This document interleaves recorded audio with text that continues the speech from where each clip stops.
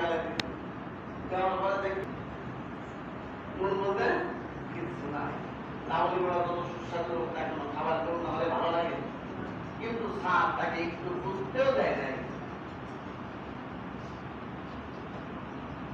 এর ভিতর খাবারের অভিজ্ঞতা নাই, কিন্তু ওই জায়গা থেকে আমি একটা চরম শিক্ষা পাচ্ছি যে আসলে বলতে ধরতে না, এটা খুব সুন্দর আচরণ দিয়ে বুঝাই দিয়েছে। ছাত্র হতে পরে কেউ কেউ পেয়েছে, কিন্তু উপস্থিত স্থান পরিবেশটা মেনটেন করে আসলে এটা অনেক বড় একটা গুণ।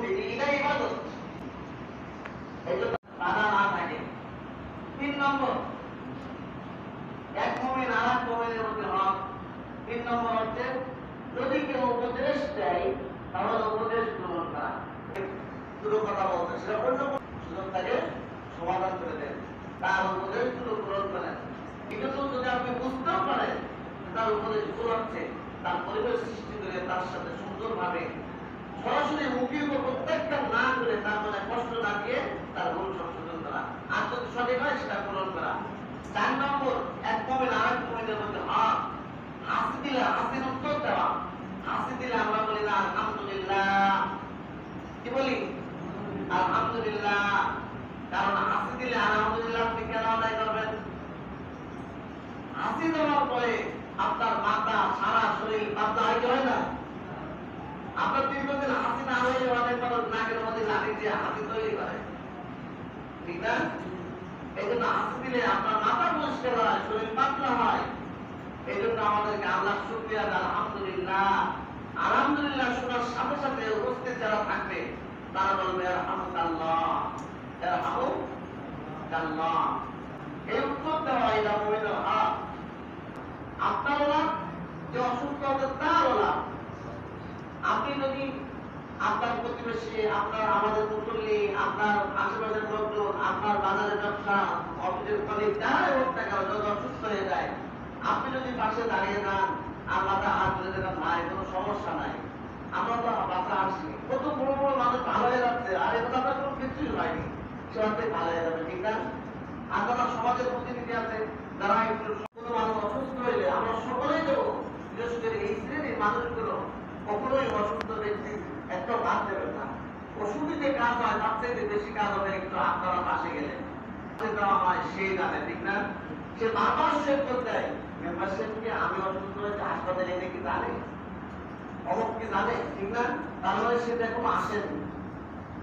এই জন্য যারা সমাজের প্রতিনিধি আছে তারা তো যাবই, আমরা সকলেই যাবো, আমাদেরও কোথা মাপ হবে, আমাদেরও কোথা মাপ। আপনি যদি প্রত্যেকদিন হাসপাতালে একবার মাপতে পারেন তাহলে আল্লাহ শুকরিয়া আদায় করতে আপনার সুযোগ আসবে। কারণ আল্লাহ আমাকে ভালো লেগেছে, হাসপাতালে বেড়ে সময় রাখিনি, ঠিক না? আল্লাহ আমাদের সকলকে সুস্থতা নেওয়া দান করুন। 6 নম্বর হক বলে শেষ।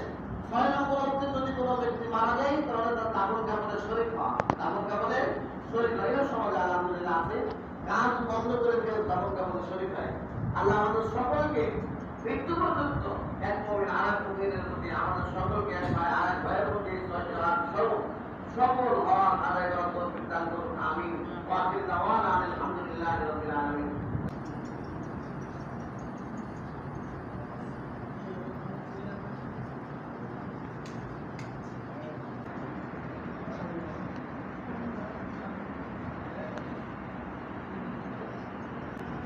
একদম তো টাকা নেই।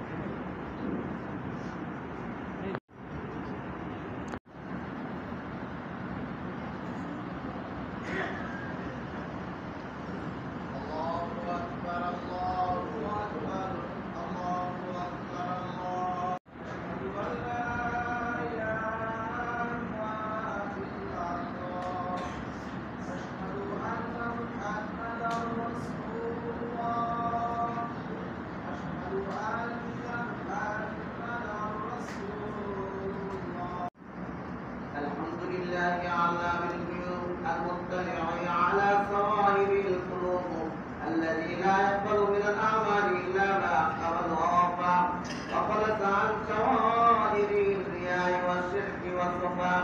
وأشهد أن لا إله إلا الله وحده لا شريك له وأشهد أن سيدنا ومولانا محمدا عبده ورسوله الذي تكالى عن شوائب الشرك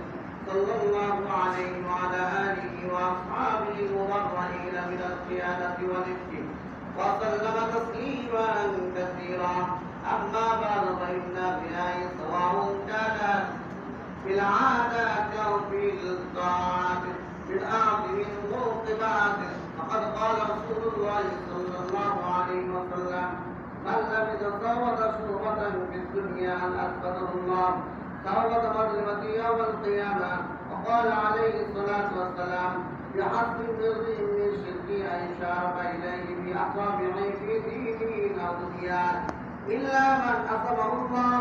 وقال عليه الصلاة والسلام: ما دنيان جائعان مرسلان في عقرب بأفسد لها من حرص المؤمن على المال والشرك على المال والشرف ديني.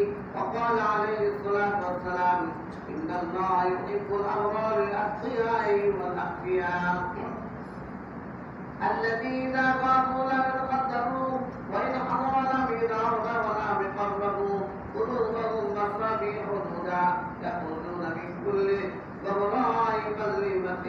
هذا كله إذا قصد الماضي بغضب الدنيا عفا إذا لم يقصد فلا يزم.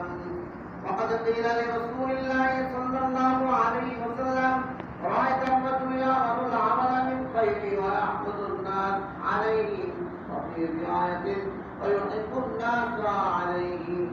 قال: تلك العادل بشر منه. وقال أبو هريرة رضي الله تعالى عنه: يا رسول الله، بينما أنا في بيتي في مصلي إذا دخل على رجل فعجبني الحال التي رأى في علي، فقال رسول الله صلى الله عليه وسلم: رحمك الله يا أبا هريرة، لك أجران، أجر السر وأجر العلاني. أعوذ بالله من الشيطان الرجيم. تلك الدار الآخرة نجعلها للذين لا يريدون علوا في الأرض ولا فسادا والعاقبة للمتقين.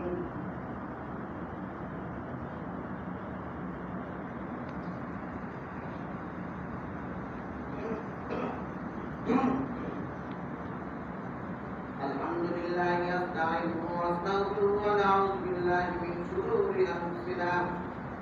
من يهد الله فلا مضل له ومن يضلل فلا هادي له. وأشهد أن لا إله إلا الله وحده لا شريك له. وأشهد أن محمدا عبده ورسوله أرسله بالحق بشيرا ونذيرا بين يدي الساعة. من يطع الله ورسوله فقد رشد، ومن يعصهما فإنه لا يضر إلا نفسه ولا يضر الله شيئا. أعوذ بالله من الشيطان الرجيم. إن الله وملائكته يصلون على النبي يا أيها الذين آمنوا صلوا عليه وسلموا تسليما. اللهم صل على محمد عبدك ورسولك، وصل على المؤمنين والمؤمنات والمسلمين والمسلمات، وبارك على محمد وأزواجه وذريته. قال النبي صلى الله عليه وسلم: أرحم أمتي بأمتي أبو بكر، وأشدهم في أمر الله عمر، وأصدقهم حياء عثمان، وأقضاهم علي، وفاطمة سيدة نساء أهل الجنة، والحسن والحسين سيد شباب أهل الجنة. وأنت وسط الله وسط رسوله رضوان الله تعالى عليهم أجمعين. اللهم اغفر للعباس ولده مغفرة ظاهرة وباطنة لا تغادر ذنبا. الله في أصحابي لا تتخذوهم غرا من بعدي، فمن أحبهم فبحبه أحبهم، ومن أبغضهم فببغضه أبغضهم. وخير أمتي قرني ثم الذين يلونهم ثم الذين يلونهم. وسلطان ذل الله في الأرض من أعان سلطان الله في الأرض من أعانه الله.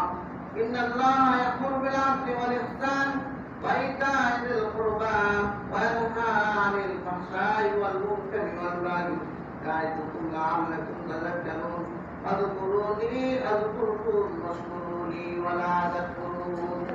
طريقة تشكر إذا فعل يقول इसमें जाएगा ना वाला उसे दो तरह से الله أكبر أن محمد رسول الله. حي على الصلاة حي على الصلاة حي على الفلاح حي على الفلاح.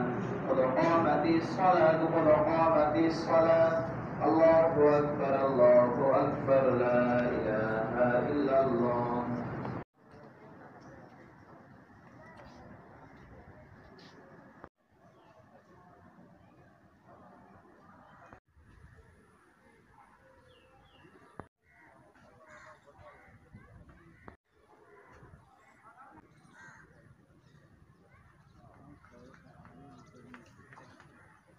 বিয়ে বাড়িতে দিয়েছে এই ফালি ধরা উচিত।